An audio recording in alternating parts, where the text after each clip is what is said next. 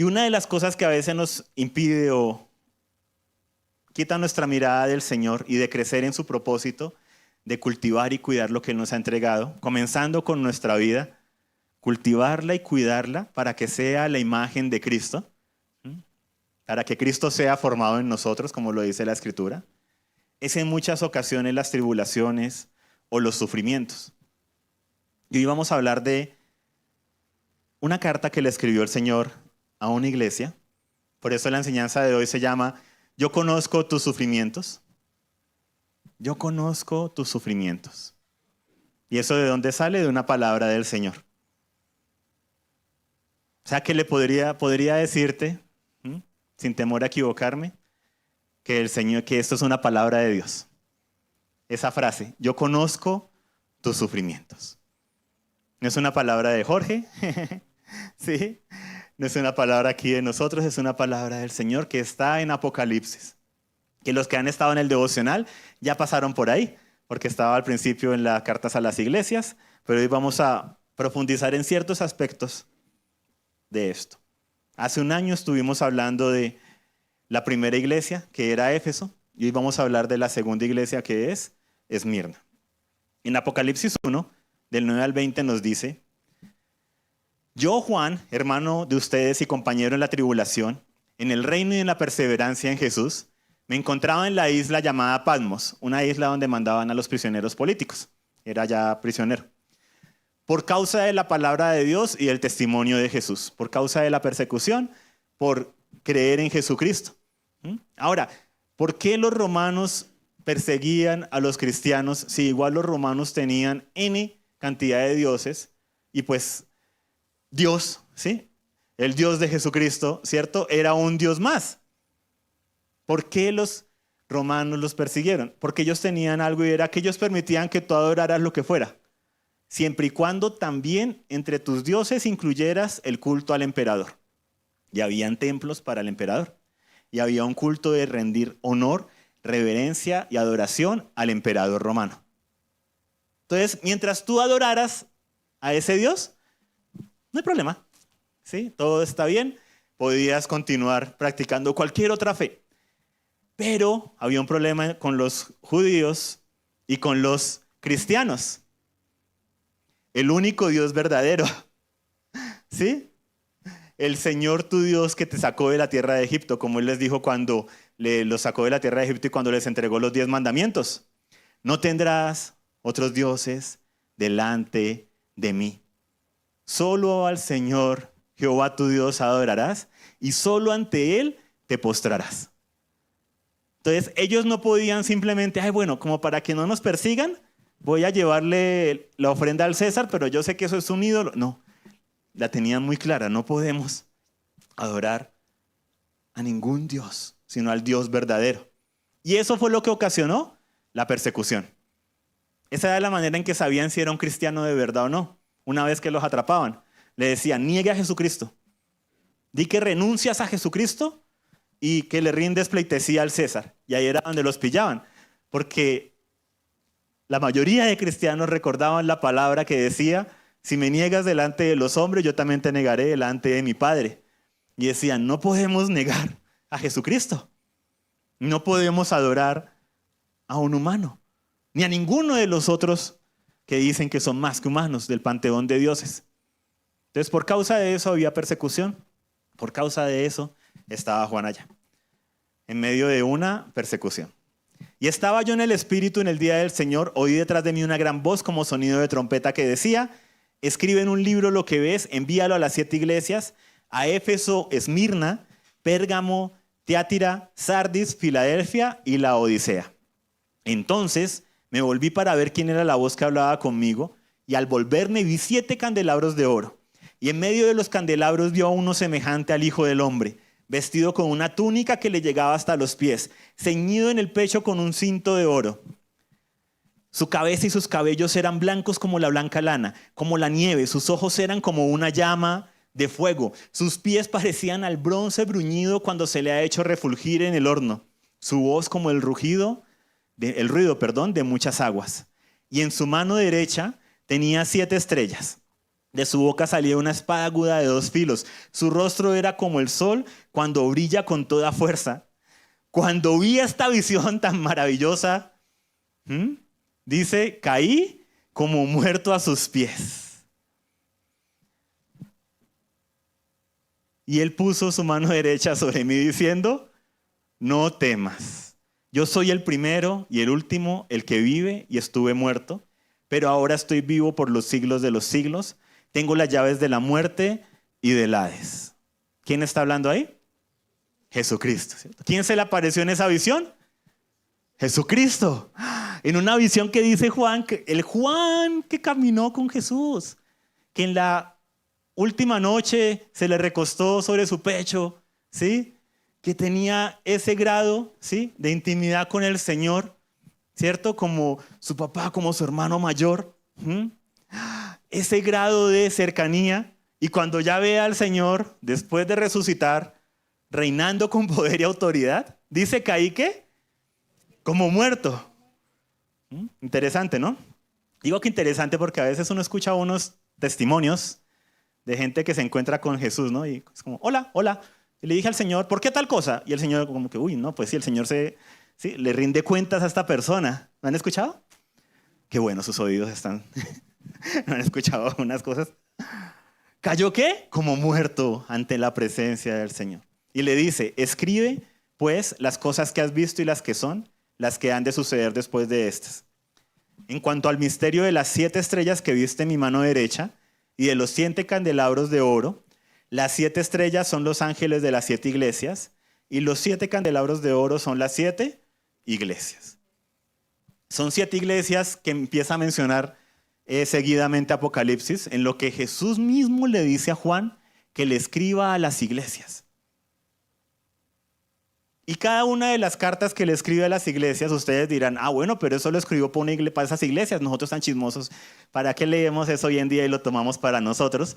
Porque cada carta termina con una frase de Jesús diciendo, el que tenga oídos para oír, oiga lo que el Espíritu le dice a las iglesias. Y entonces ahí Jesús marca un sello. Esto proféticamente lo estoy mandando a 7 iglesias en Asia, pero es para todos, mis hijos. Para todo el que tenga oídos. Examina un momentico a la persona que está a tu lado. Mírale los oídos, solo para ver si... Entonces, dile a la persona, este mensaje es para mí. Si tienes oídos, dile, este mensaje es para mí. Porque dice el que tenga oídos para oír. No dice el que haya nacido de nuevo, no dice el que no esté en pecado, porque hay algunos, no, es que yo estoy ahorita alejado del Señor, entonces eso no es para mí. No lo dice. Dice el que tenga oídos, oiga. El que tenga oídos, oiga. O sea, tú no le vas a poner al Señor condiciones a algo donde Él no ha puesto condiciones. Yo no le voy a decir al Señor, no, eso no es para mí. Él es el que me debe decir que es para mí y que no es para mí. Como en su momento le dijo a Pedro, ahí todo metido, ¿no? ¿Y por qué está aquí metido con nosotros? Y le dice, Pedro, ¿a ti qué? Si yo quiero que Él permanezca, ¿sí? Tú enfócate en lo que te corresponde. Y hace un año vimos la carta a Éfeso. Dimos un par de enseñanzas al respecto. Yo conozco tu tribulación, yo conozco tus obras. Hablamos de eso, pero había perdido ¿qué? El primer amor. Y vamos a enfocarnos en Esmirna. Entonces, la siguiente. Esta está en Apocalipsis 2, del 8 al 11. Y comienza diciendo, escribe al ángel de la iglesia de Esmirna. No, esta es Esmirna porque es la segunda carta. El versículo 8. Capítulo 2, versículo 8. Éfeso fue la que vimos hace un año.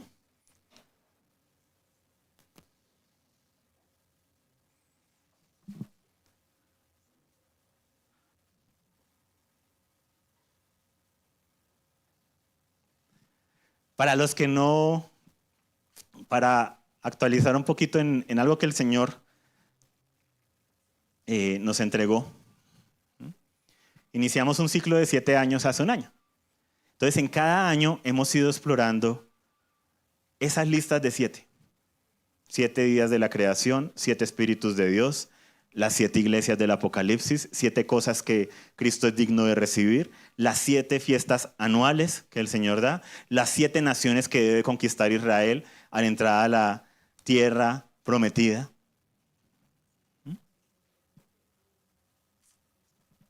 Las 7, muy bien, las 7 cosas que Dios aborrece y que dice que detesta su alma. Y nos propusimos un reto y les decía jocosamente, ¿sí? Vamos a ver quiénes completamos esta serie. Porque los que completemos esta serie, de mi parte, ¿cierto? Si el Señor no regresa antes, quiere decir que hemos escuchado esta serie de enseñanzas durante 7 años y completamos un ciclo bonito. Y eso dice mucho. En medio de una cultura cristiana donde la gente cada año, 2 años cambia de congregación y luego nos preguntamos por qué no hay fruto, por qué no hay madurez, por qué el Señor no se manifiesta como en los días de antaño. Porque la gente está más preocupada por su comodidad, por lo que me sirve temporalmente, y me voy a otra congregación, y me voy a otra congregación, y me voy a otra congregación. Y no hay fruto, no hay crecimiento en el Señor. No hay el darse a otros. Entonces Dios se trajo para producir mucho fruto. ¿Amén? Entonces la segunda iglesia es Esmirna. Esmirna significa mirra. Era una ciudad, era la segunda ciudad más importante, también era una ciudad puerto. Entonces, por eso era la segunda ciudad más importante, al punto que, creo que fue hacia al siglo II, después de Cristo, le quitó el lugar a Éfeso como la capital de Asia Menor, por su nivel de importancia. Entonces, estaba Éfeso a nivel económico, comercial, estoy hablando, y luego seguía Esmirna, casi que compitiendo al mismo nivel. Al ser una ciudad puerto, había mucho comercio. Al haber mucho comercio, ¿qué había? Alguien hizo por así, ella sí. Sí, había mucho dinero. Entonces era una ciudad rica. Era una ciudad con muchos recursos. Era una ciudad donde abundaba el comercio.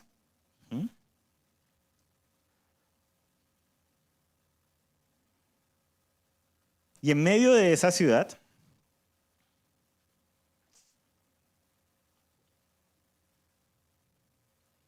el Señor les escribe. Y continuamos. Dice, esto dice el primero y el último, el que murió y volvió a vivir. Hay algo muy interesante en las palabras que el Señor utiliza, porque les habla de el que estaba desde antes de llamarte y el que va a estar después. Siempre de principio al fin, yo soy el que te sostiene, ¿no? Como la palabra bonita en Isaías que el Señor nos entregó hace una semana, ¿cierto? En el jubileo, ¿sí? Que el que te llamó, el que te sostuvo desde, ¿cierto? Desde antes es el que te sostendrá aún hasta el final de tus días. Qué bonito. Y les dice, el que murió y volvió a vivir.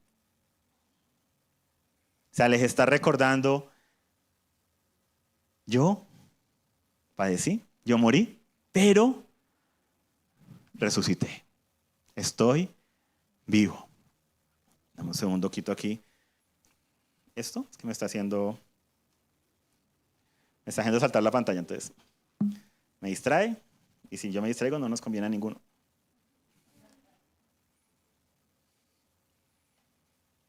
El primero, pero también el último. O sea, el que permanece de principio a fin.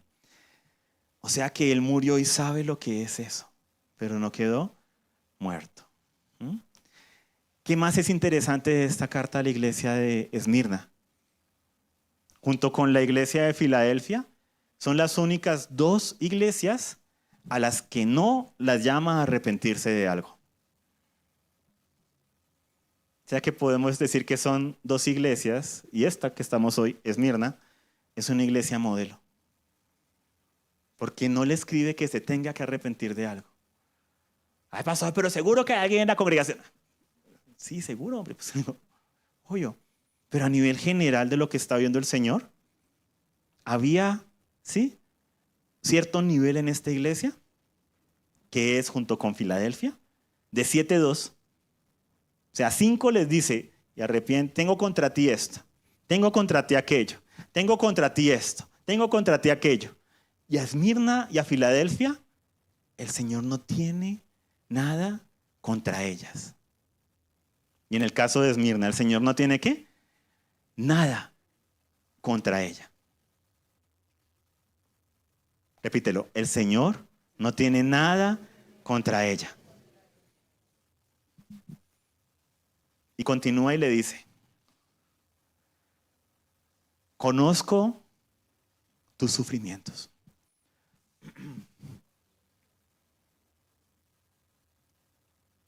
La única iglesia, la iglesia modelo, que el Señor no tenía nada contra ella.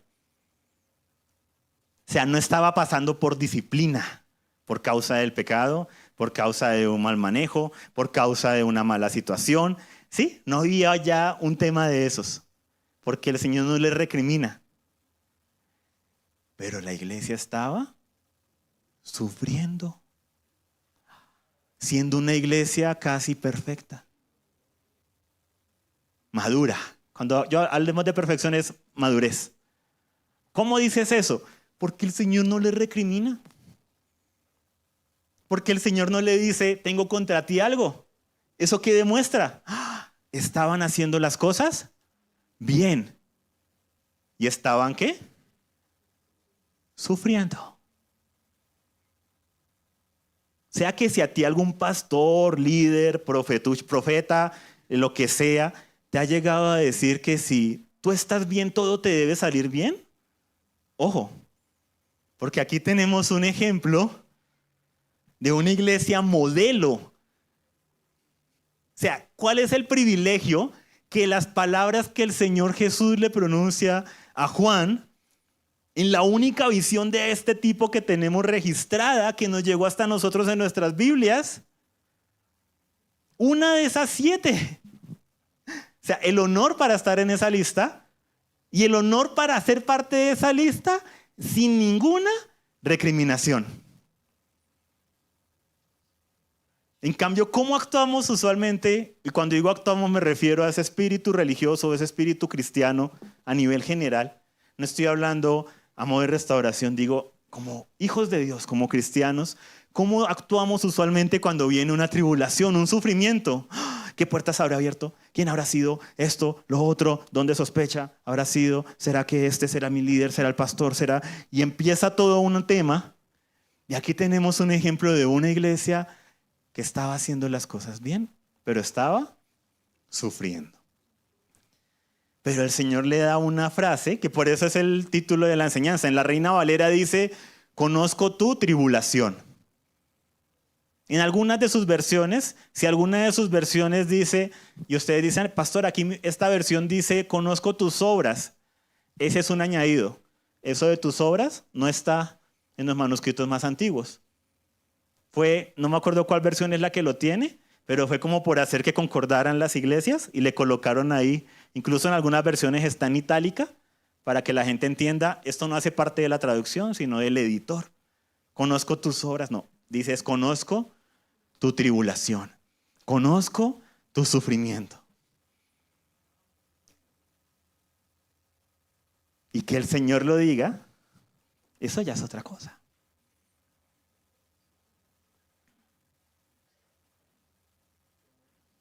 Amén. Amén. Conozco tus sufrimientos y tu pobreza. Sin embargo, eres rico. Sé cómo te calumnian los que se autodenominan judíos y no lo son, pues solo son una sinagoga de Satanás. Qué fuerte, ¿no? Y continúa diciendo, no tengas miedo de lo que estás por sufrir. Te advierto que el diablo meterá a algunos de ustedes en la cárcel para ponerlos a prueba y sufrirán aflicciones durante 10 días. Sé fiel hasta la muerte y yo te daré la corona de la vida.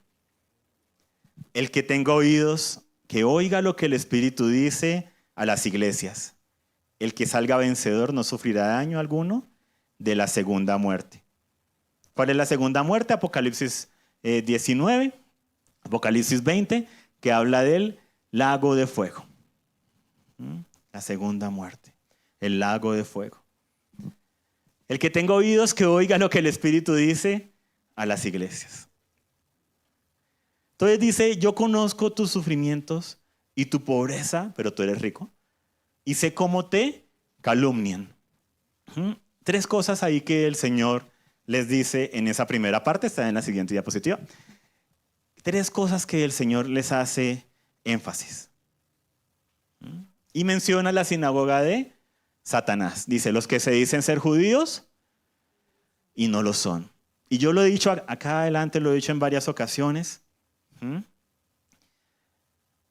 Desafortunadamente a nivel histórico y a nivel, sobre todo en los últimos 100 años, los hijos de Dios cristianos, como leemos en nuestra Biblia tanto acerca de Israel, asociamos la nación política actual de Israel con el Israel de la Biblia. ¿Y qué es lo más chistoso? Que si lo hiciéramos literalmente igual, ¿qué es lo que mantiene Dios diciéndole al Israel de la Biblia? Pueblo de dura cerviz, le vive mandando disciplina, porque no doblan su cerviz, no se humillan delante de su Dios por la idolatría, por no aplicar la ley de Dios como Dios lo dice. Pero no sé por qué, eso sí, no me he puesto a investigar desde hace cuánto entró o qué a nivel general. Yo creo que tiene que ver con el evangelio y con los americanos sobre todo, que tienen una relación ahí con Israel después de la guerra y todo ese tema. Pero el caso es que a veces hay como una pleitesía, todo el que sea judío, con que sea judío es como, ¡oh! Y él es judío, y es como, wow, es judío. Ojo, porque aquí dice el Señor, no Jorge, ¿sí? Hay unos que se autodenominan judíos y no lo son, pues solo son una sinagoga de Satanás. Entonces, ojo, no todo el que se llama judío lo es. Y el Señor decía, por sus frutos, y dejemos ahí esa parte. ¿Qué pasaba con los judíos en la época de Esmirna?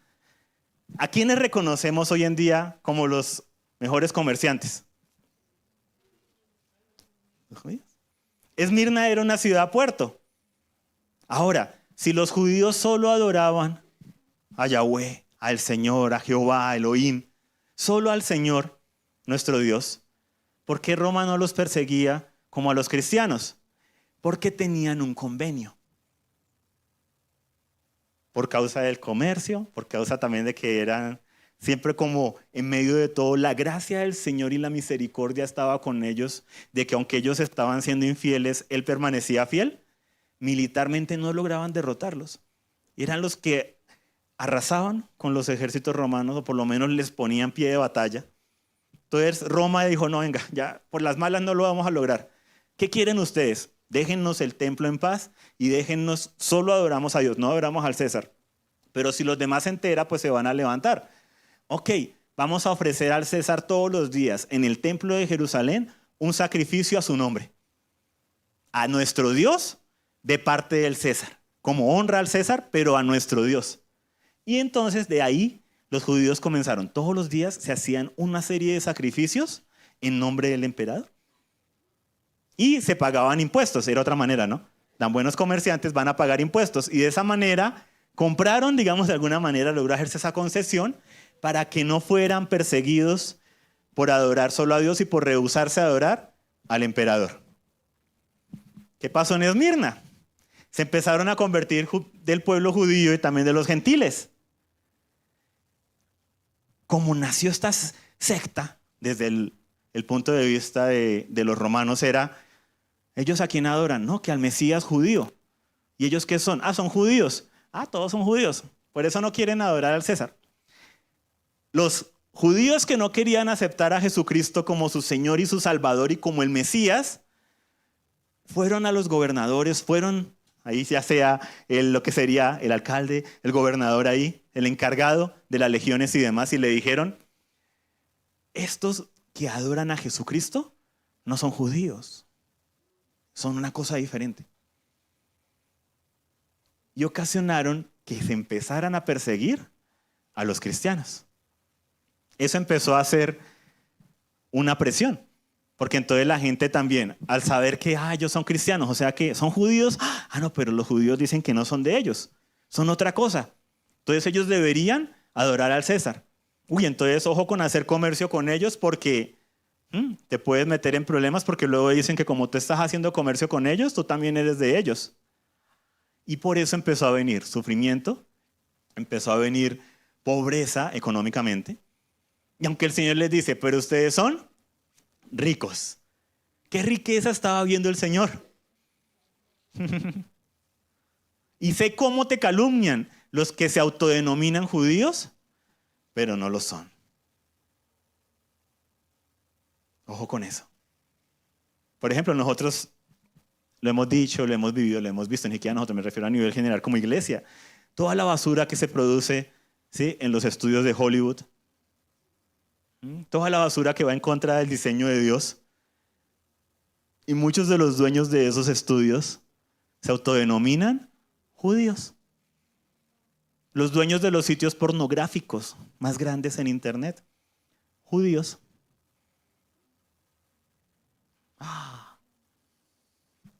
Pero como no se puede hablar de estas cosas porque es ser antisemita y te cancelan.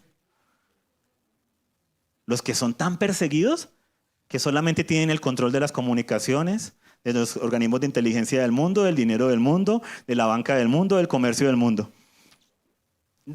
Pobrecitos. Vas a acordar del cuento de las abuelas ahí, primera de colombianos, ¿cierto? Había una pobre viejecita, sin nadita que comer. Pero eso es motivo de otra historia. Nuestro enfoque hoy no es la sinagoga de Satanás, aunque es muy interesante. ¿Sí? Y eso no quiere decir tampoco que ahora todos los judíos son de la sinagoga de Satanás. No, pero sí nos advierte, ojo, y ojo cristianos. Porque nuestro amor es tal por el Señor y su palabra, que claro, nos amamos a los que el Señor ama. Y por eso Satanás aprovecha para corromper a parte de los que el Señor ama y dañar a la iglesia, dañar a su pueblo, dañar el nombre del Señor. Porque ¿cuál es el nombre que es blasfemado por las personas que no conocen de estas cosas a la final? El del Señor. Dicen, pero mire esa gente, mire esa avaricia, mire esa depravación. Y que adoran al Señor de los cielos. ¡Ja! Sí, al final Satanás logra un cometido, que se blasfeme el nombre de Dios. Y la iglesia en Esmirna no había caído en ninguna de esas cosas. En medio del sufrimiento, de persecución, de pobreza. Vamos a ver qué significan esas palabras. Yo conozco tus sufrimientos. Sufrimiento es tribulación, también es presión, también es aflicción, también es angustia.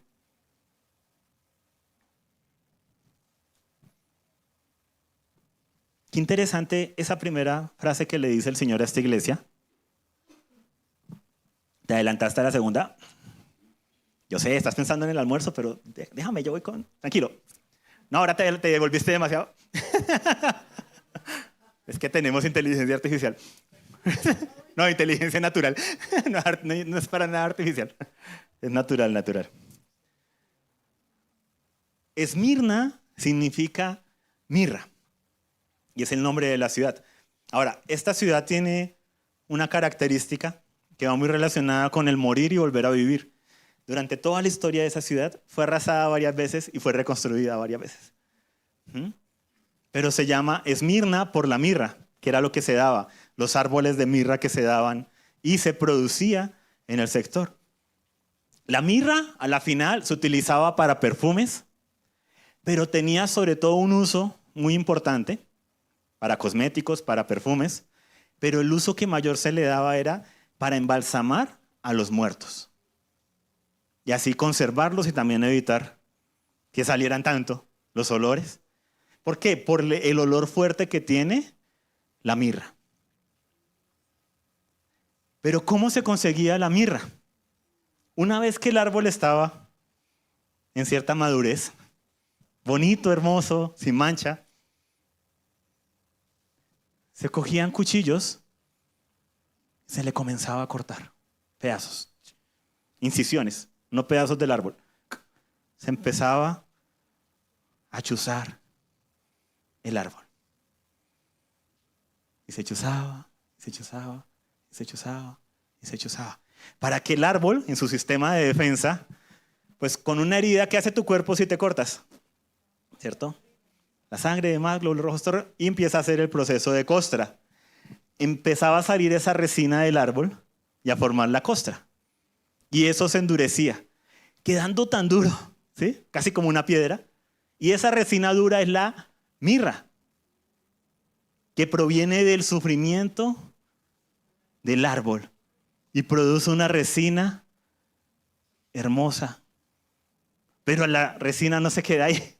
Fuera de todo, se tomaba la resina y para poder darle uso por lo dura que estaba, tocaba triturarla. Y triturarla, y triturarla, y triturarla. Y en ese proceso de triturar, y triturar, y triturar, y triturar, y triturar, el olor fragante que salía en medio del sufrimiento de un árbol.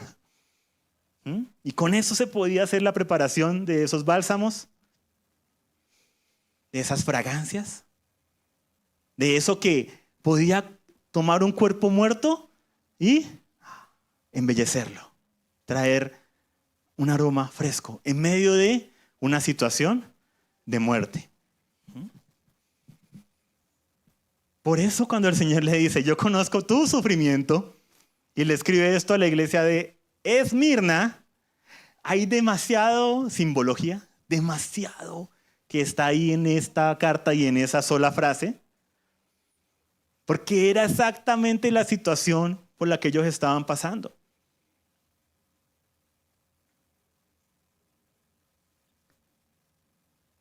Hace una semana uno de nuestros maestros de iglesia infantil me comentaba, y en una reunión que hubo lo estaba escuchando, y él decía, este ha sido un año de presión. Este ha sido un año para algunos de nosotros de ser presionados, ser. Y yo dentro de mí decía, no te lo revelo carne ni sangre. Me sentí tan bonito en cuanto a la conexión, en cuanto a lo que el Señor ya venía hablando para ese tiempo, para esta enseñanza, con el tema de yo conozco tu sufrimiento. Yo conozco tu presión. ¿Qué te hace sentir presionado? ¿Qué te hace sentir presionado? Y estamos hablando de cosas trascendentales, ¿no?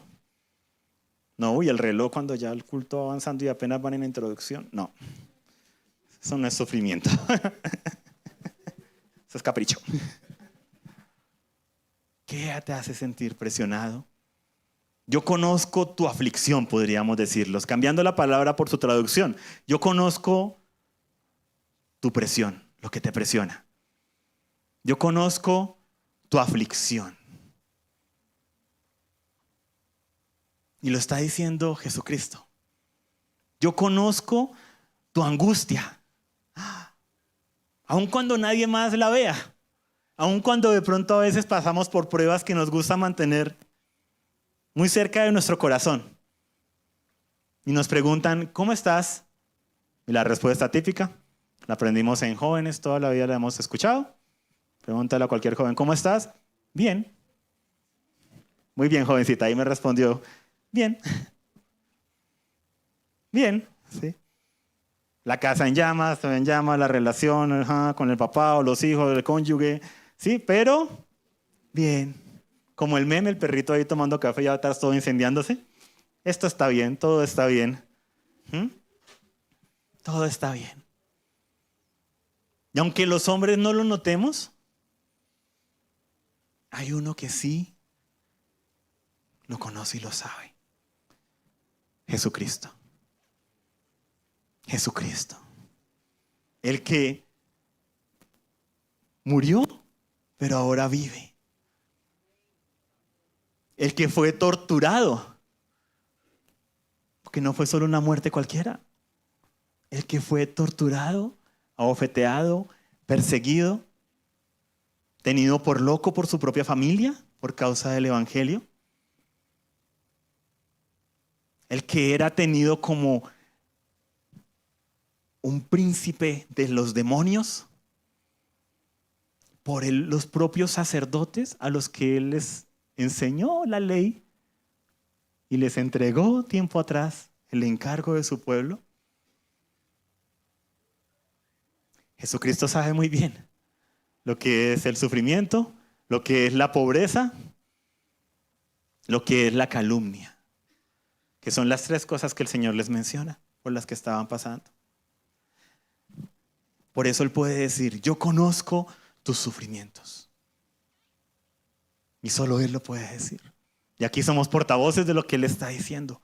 Pero sea cual sea la situación por la que tú o alguien cerca a ti pueda estar pasando, porque de pronto tú estás en un momento en que ya has pasado por cosas, pero ahorita dices, está, estoy bien. Cuando llegan a ti palabras que no aplican para ti en este momento, o son tesoros para cuando estés, o son tesoros para compartir con alguien que está cerca a ti, que está pasando por una situación y necesita escuchar de parte del Señor. Él conoce tu sufrimiento, tu tribulación, tu presión, tu aflicción, tu angustia. Él sí ha visto tus lágrimas, aunque lo que los demás vean sean tus risas. Tú todo está bien, tú vamos para adelante. Él conoce tus caminatas solo o sola. Él las conoce muy bien. Él las conoce muy bien. Continúa diciendo, yo conozco tu pobreza. Pobreza, destitución, despojo de sus posesiones, mendicidad. Y le dice, pero tú eres rico, ¿cierto? Pero tú eres ¿qué? Rico. Y esa palabra para rico es abundancia. Abundancia.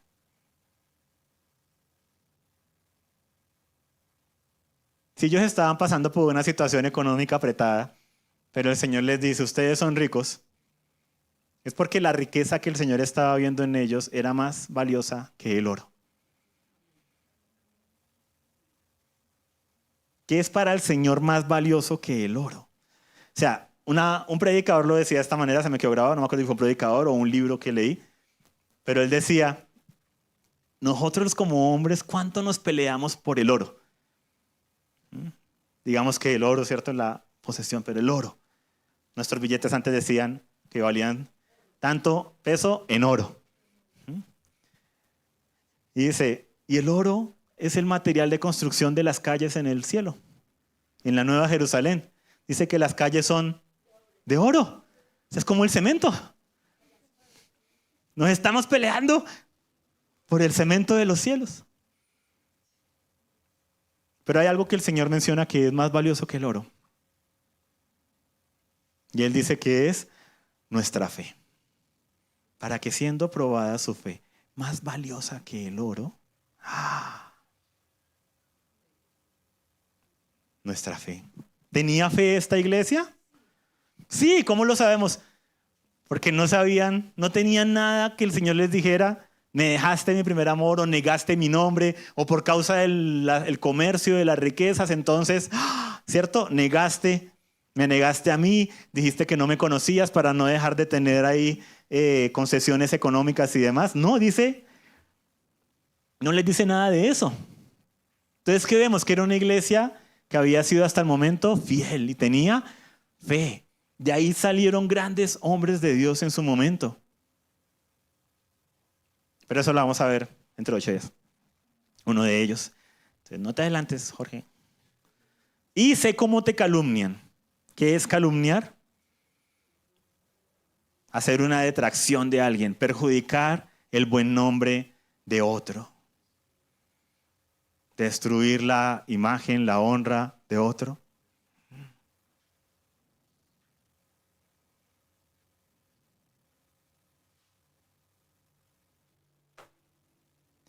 Una cosa es que hablen de lo que tú estás haciendo. Pero alégrate cuando sigan hablando de lo que tú ya hiciste, pero que no has vuelto a hacer. Satanás le fascina recordarnos nuestro pasado. Y un predicador decía, tú recuérdale su futuro. La muerte segunda, el lago de fuego. Porque el lago de fuego fue diseñado para Satanás y sus ángeles.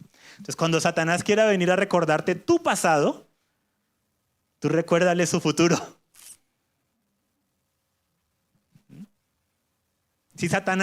Si hay voces, porque fuera de eso aquí el Señor dice El problema es que estos judíos no son ni siquiera judíos, no los considero judíos, son de la sinagoga de Satanás. O sea, ¿qué está diciendo? Esta presión que viene por este lado es satánica, es una opresión. La fuente es Satanás. Y tranquilo que ya los tengo en la mira. Ya los tengo en la mira. Entonces uno debe evaluar, esto que está viniendo a mí, que me están diciendo, ¿es porque yo en este momento estoy haciendo esto? No. ¿Siguen recurriendo a mi pasado, ¿sí? Del cual yo ya me arrepentí? ¿Que ya viví un proceso con el Señor? Pero Satanás quiere quedarse allá. Sean días, semanas, meses o años en algo que pasó y que sí pasó y que tuvo su proceso. Pero Satanás quiere venir hoy a hacerme sentir como si siguiera allá. No lo escuches. Y tienes que saber que pobrecitos aquellos que están calumniando tu nombre, recurriendo a tu pasado, porque el Señor los considera de la sinagoga de Satanás. ¿Y saben algo? Hay algunos ministerios que el Señor los considera ministerios de Satanás, porque se dedican a destruir a otros siervos e hijos de Dios, recurriendo a su pasado. Un pasado que ya fue superado, que vivió un proceso, ¿no? No estamos hablando aquí de una situación actual y demás, no.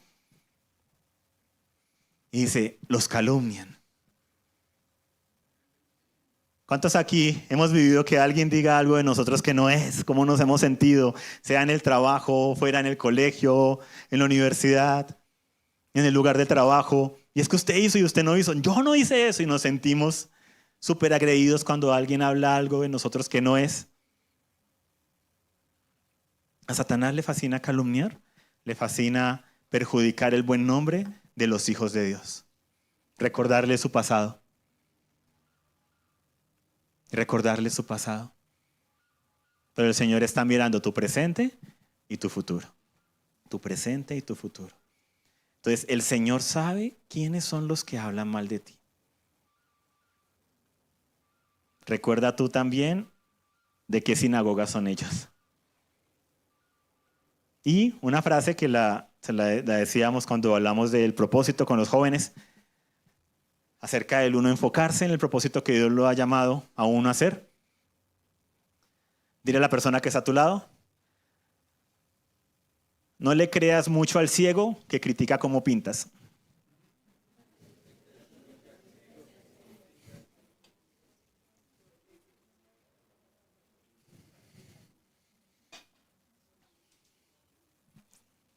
¿La agarramos?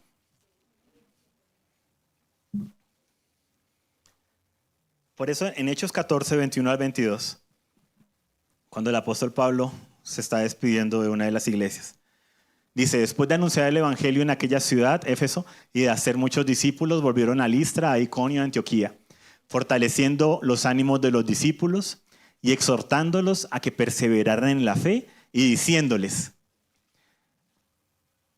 ustedes son cabeza y no cola. Diciéndoles, es necesario que a través de muchas tribulaciones entremos en el reino de Dios.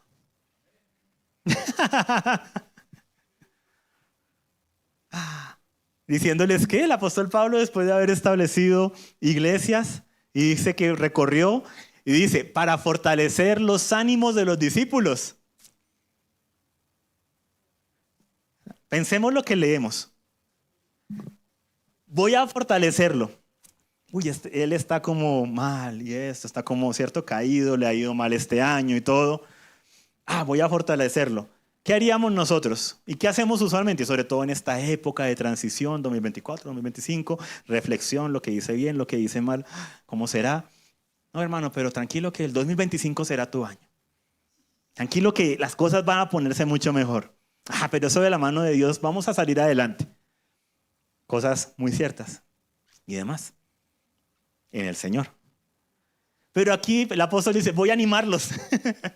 Y a mí me causa risa nerviosa, quiero que lo sepan, porque yo recibo estas palabras. Entonces me da risa nerviosa.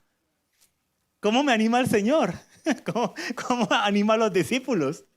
Exhortándolos a que perseveren en la fe. O sea, pase lo que pase, persevera en la fe. Persevera en la fe.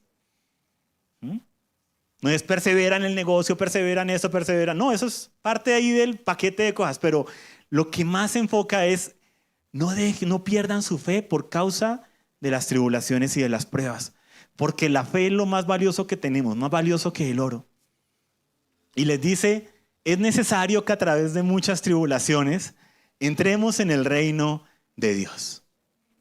Y como estas palabras no se mencionan casi en las iglesias, cuando las mencionamos nos suenan, incluso algunos de nosotros que pasamos por ciertas corrientes, ¿no? No, lo corto y lo cancelo. Me está maldiciendo, pastor. Este es mi año de la abundancia, de la multiplicación, de la prosperación, de la tratación. Y como dice Timoteo, hay lobos que solo piensan en lo terrenal. Y hay modas cristianas. Y nosotros, gracias a Dios, nos libró de eso, pero aquí en la congregación, hace como 10 años, 12 años, empezó ese run de que tú no podías decir nada malo. No podías decir, tengo gripa. No diga eso, diga que está súper sano. Estoy súper sano. O sea, no estoy re bien. No, prosperado y en victoria. Una esquizofrenia espiritual. Porque dices una cosa, pero estás viviendo la realidad otra. Y el Señor no es así. El Señor no sanaba en el espíritu, el Señor sanaba. Los amigos no se tuvieron que llevar al paralítico. Llévenselo que ya él es sano. Es que la realidad no se ha unido todavía con lo que en los cielos ya está, pero en los cielos ya fue sano. Llévenselo con el paralítico para la casa y no, el Señor cuando sana, sana. Cuando no sana, seguimos esperando el milagro, pero no negamos la realidad. Entonces nosotros pasamos por esa moda, se los contamos a los que son nuevos acá y todo lo demás. Algunos aquí pasaron por esa moda y tocó decir, oye, espérate porque no podemos, ¿qué vamos a hacer? ¿Vamos a empezar a arrancar hojas de la Biblia? Vamos a decirle al apóstol aquí que está maldiciendo a la iglesia porque le dijo que es necesario que a través de muchas tribulaciones entremos en el reino de Dios, porque no es lo que yo quiero escuchar. El evangelio es completo. Y el evangelio glorioso de la resurrección de Jesucristo, es gloriosa la resurrección de Jesucristo porque Él sufrió y murió. O sea que trae el otro aspecto. El evangelio de las gloriosas riquezas de Jesucristo es glorioso y está lleno de las riquezas de Jesucristo porque Él se despojó de todas esas riquezas y se hizo hombre. Y se hizo semejante a los hombres y se hizo siervo y sirvió hasta la muerte y sufrió hasta la muerte y muerte de cruz. Entonces, ojo, dile a que a tu lado, es que pasa. Y pasamos por eso. No digas lo malo, no digas esto, no declares. ¿Y quién está declarando? Ahora, tampoco nos podemos ir al otro lado, el cinismo, que ese es el problema, somos de péndulos. Entonces yo voy a decir la realidad. No, estamos mal y estamos quebrados y no tenemos plata para esto y no tenemos plata. O sea, lo dices con esa actitud, ¿qué ganas también? ¿Sí? O sea, oye, ya la realidad está mal. Estamos siendo triturados en esa área. ¿Tus palabras qué ayudan? ¿O te llenan más estrés? Te hacen más estresante la situación, te hacen más pesada la situación, generan un mal ambiente en tu familia. A veces es como intentando hacer la pataleta, que yo soy, ¿sí? De los que hacía eso. Yo lo contaba en la escuela que tuvimos y demás, de restaurados para restaurar. Ese cinismo y ese quejarme. También en cierta manera a ver si el Señor me escuchaba. Niño, ¿sí? Como a ver si quejándome de pronto, y a ver si cambia la situación. Y eso no ayudaba para nada. Amargaba mi corazón y amarga nuestro corazón cuando actuamos de esa manera con cinismo.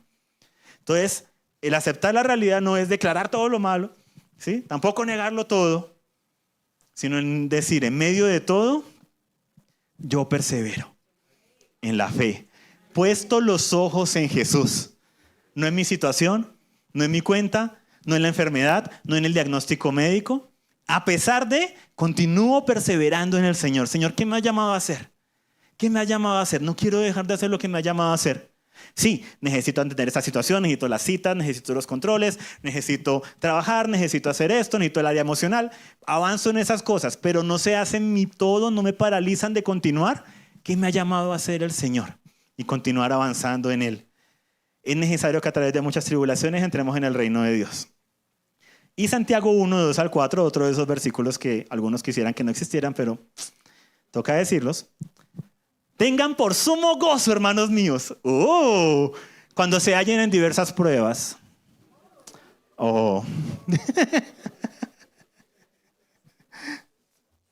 Ese Santiago, seguro era muy bromista, me lo imagino. Tengan por mucho gozo. Sí, ¿qué va a decir? Hermanos míos, sí. Cuando se hallen en diversas pruebas. Sí, amén.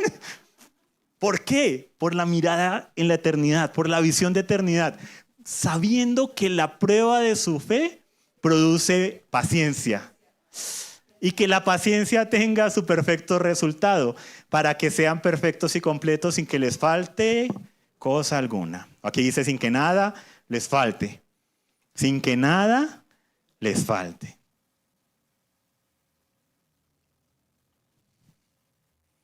Sin que nada les falte. Y otro pasaje, que es 1 de Pedro 1, del 5 al 7. Mediante la fe ustedes son protegidos por el poder de Dios.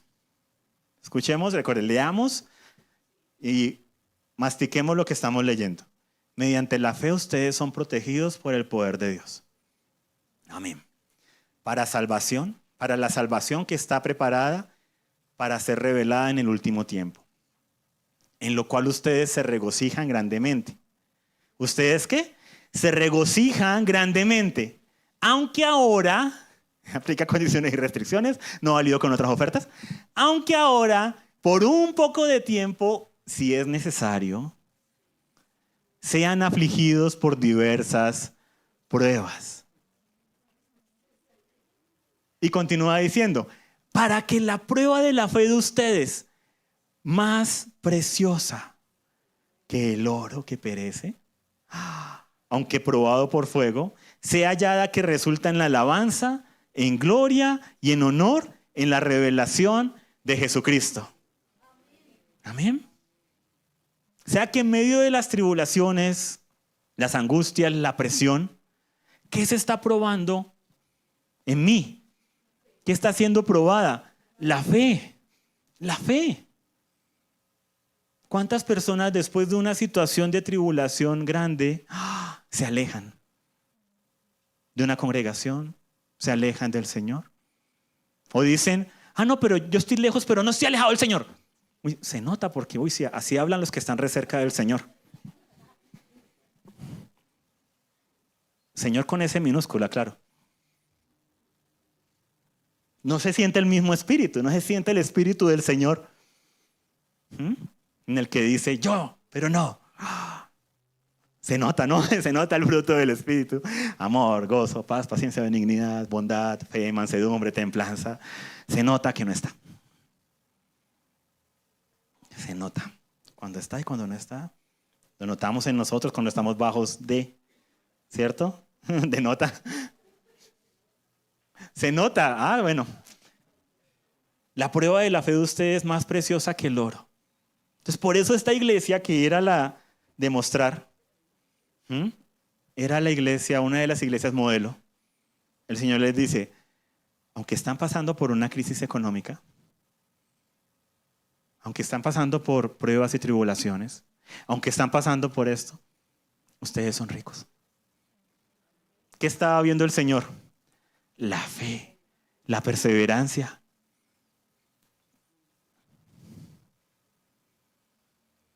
Y termina el Señor diciéndoles,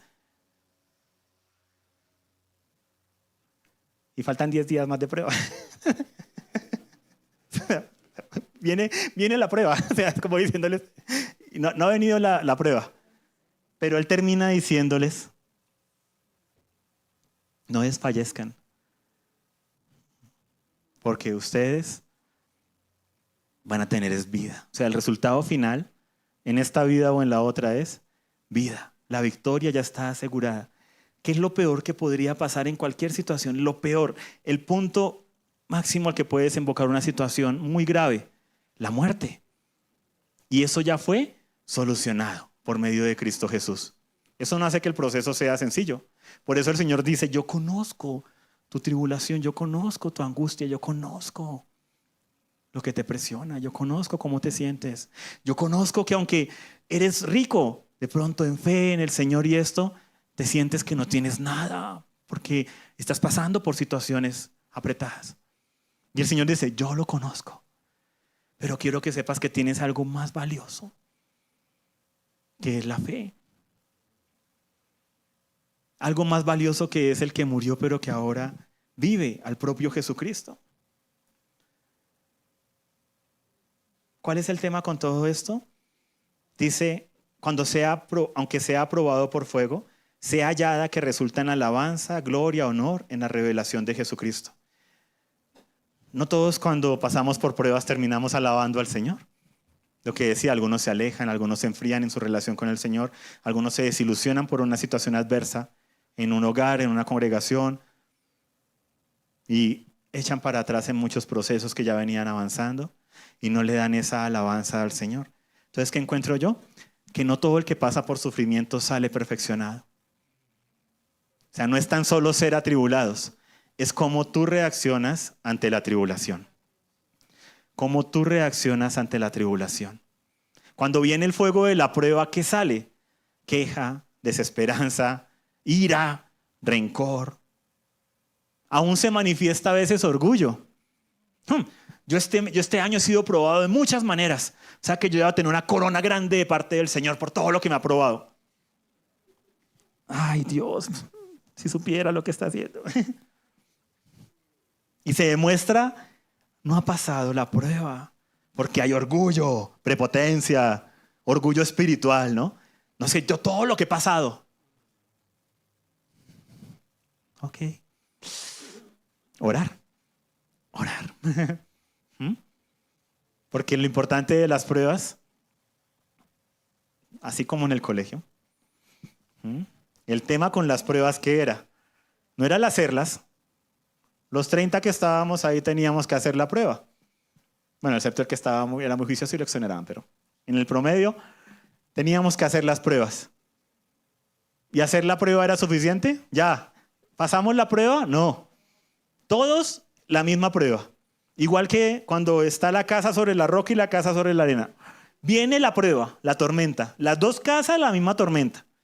El Señor no le mandó una tormenta más suave y no nos dice que sea el Señor el que mandó la tormenta. Porque como vimos, a veces es Satanás el que actúa con opresión para destruir. Que él viene a robar, matar y destruir. Las dos pasan, pero una aprueba y otra reprueba. En un salón, todos hacemos la prueba, pero algunos aprobamos y otros reprobamos. Entonces no basta con pasar por tribulación, sino con pasar aprobados. ¿Y eso cómo se hace? ¿Cómo reaccionamos? Con alabanza, con honor, con gloria para Jesucristo, perseverando en la fe, a pesar de las circunstancias y en lo que yo pueda, en lo que esté a mi alcance. Y mientras van pasando los de la alabanza, por favor, acá atrás, acá adelante y allá atrás. Para mí es atrás porque me da la espalda.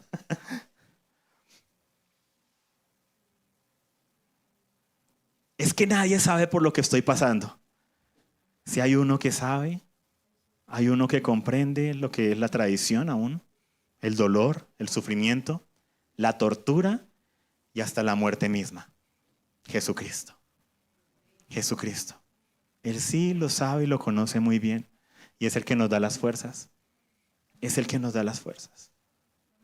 Entonces, en medio de esta época de aniversario, porque dentro de 8 días estamos con el aniversario de la congregación, yo percibía del Señor, wow, o sea, la última enseñanza que di fue en las fiestas en octubre y luego empezamos a rotar. el ciclo de enseñanzas. Varios de nosotros estuvimos acá adelante enseñando.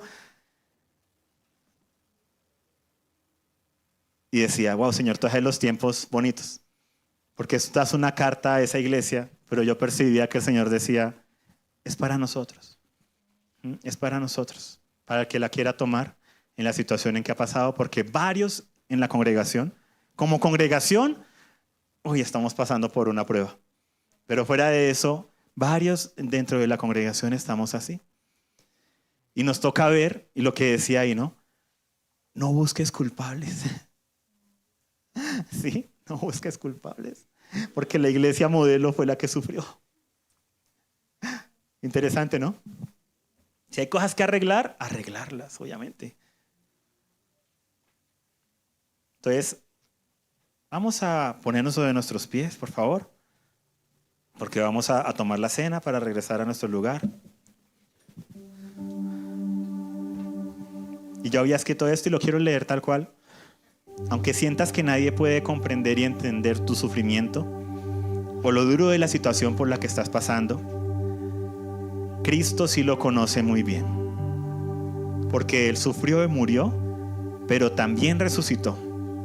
Por lo cual sabemos que aún de la más grande tribulación saldremos victoriosos porque Él ya venció. Y con ese espíritu vamos a tomar de la cena. Pasamos acá por la izquierda, por su derecha. Tomamos de la cena, nos volvemos por este lado. Los que están aquí con plástico son jugo de uva. Las copas sí son vino. Porque es tal cual lo que Él dice. Él es el que murió, pero el que ahora vive. El que fue torturado y murió, pero ha resucitado. Y eso es lo que proclamamos con la cena. La muerte del Señor hasta que Él venga. Y si va a volver es porque no se quedó en la tumba, sino que resucitó. Por lo cual puede traer vida y resurrección a cualquier situación.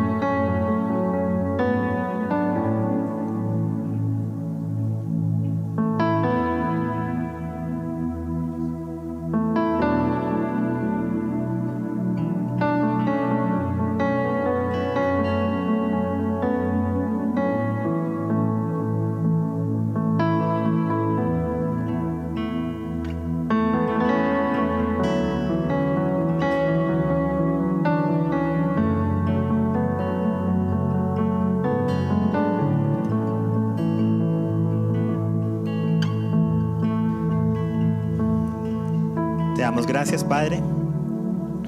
Te damos gracias por la vida de nuestro Señor Jesucristo. Gracias por la muerte, la resurrección, la entrega, el sacrificio, la perseverancia, que aún sufriendo en una cruz, oraba pidiendo misericordia para los que lo estaban agrediendo. Nosotros a veces no aguantamos ni un empujón en un Transmilenio. Somos tan pequeños al compararnos con tu grandeza, Señor.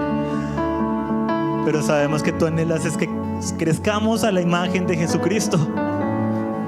Y por eso, Señor, te pido que tan cierto como tu sangre, tu carne, que están aquí en nuestras manos, Señor, así como entran a nuestro sistema, Señor, como baja este pan, como baja este vino a mi organismo y entra y actúa. Tan cierto como esto, que tu Espíritu Santo continúe actuando en cada uno de nosotros y produciendo esa fe, esa paciencia, esa templanza, ese fruto hermoso del Espíritu, ese avanzar en medio de las pruebas, esa imagen de Cristo en cada uno de nosotros, Señor. Te damos gracias, Padre, porque aquí continuamos, Señor. Aún los que están conectados han perseverado, hemos perseverado en medio de... Continuamos en la búsqueda del Señor en medio de... Pero siento del cielo un llamado a no tan solo estar a la defensiva y aguantar. No se trata de aguantar, sino de perseverar. La perseverancia es el avanzar, el crecer, el madurar. Si el enemigo te ha paralizado por causa del sufrimiento, de la aflicción, si ha quitado los sueños de delante de tus ojos por estar viendo únicamente enfermedad, economía, relaciones o falta de relaciones, que puedan tus ojos ponerse en Jesús y podamos pasar juntos esta prueba y salir aprobados, y no solamente pasar por la prueba y estar igual en orgullo, en prepotencia,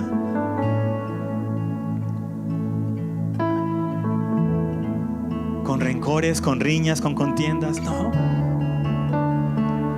que salgamos con humildad, con amor, con gozo, con paz, con paciencia, con benignidad, con bondad, con fe, con mansedumbre, con dominio propio. Que fructifiquemos y nos multipliquemos en esos dones espirituales.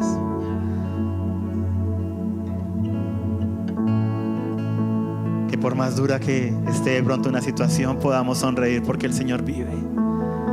Y si Él vive, estamos confiados de que esto se compone. Con Cristo, esto se compone. Siempre hay algo mejor en Él. Y gracias, Señor, porque anunciamos tu muerte y también la resurrección. Te invito a que comas, si no lo has hecho, del pan, bebas de la copa. Podamos entonar juntos alabanza al Señor, para que en medio de cualquier situación levantémosla delante del Señor y sea hallada en alabanza, y sepan las huestes espirituales de que nuestra boca no se va a callar y no va a dejar de alabar y no va a dejar de vivir por aquel que vive y reina por los siglos de los siglos. Amén. Esperamos que esta palabra haya sido de bendición para ti. Mantente conectado con nosotros en www.amoryrestauracion.com.